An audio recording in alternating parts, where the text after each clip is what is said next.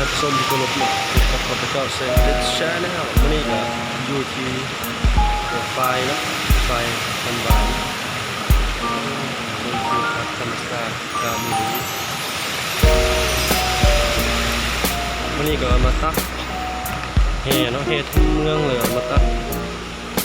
เพราะว่านำบ่แห้งให้นำเข้านาบ่แห้งบันไดก็เลยครับเชิญในเมืองบรรยากาศจะตักเริ่มเดลุ่มพุ่นมาขึ้นมาหอนี้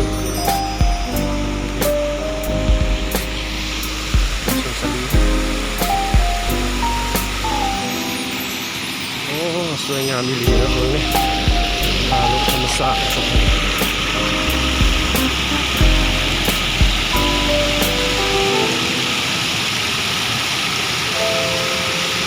ตัดแซ่ได้ทันผสมวางคอยเป็นซัดนี่โอ้ลบต้นควรเนาะยังมันนี่น้ำเนาะ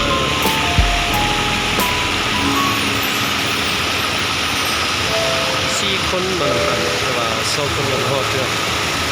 ยำนำบ้านเด้อทำผสมเด้อไฟนำมาเฮ็ดเองเนาะมันเฮ็ดเองใส่นาจักน้อยมาถ่ายเบิ่งถ่ายนาอันนี้ก็เป็นชุดที่2ชุดทำอิฐที่มันอยู่รุมหันแต่ว่าก่อดีดักแหละก่อแบบนี้แหละแต่ว่าเขาจะก่อสูงอันนึงเพราะบ่มีหินเลยเด้เขาบ่ได้ทอกตีนมันซะเนาะนำใหญ่มากก็เทมัดก็เลยเปลี่ยนสถานที่โอ้เย็นเติบเลยสักหน่อยหลังจากตักอันนี้เราจึงอาบน้ำให้ท่านผู้ชมดูเนาะ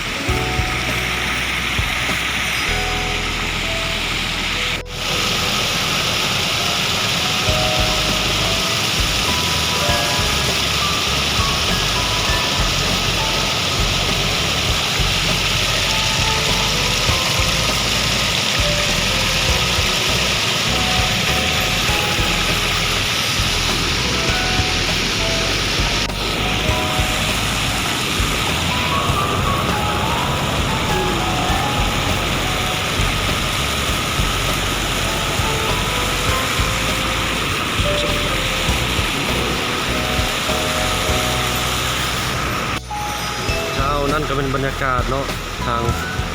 น้ำตกนาฝ้ายเขาไปทานผสมไปทานผสมนะ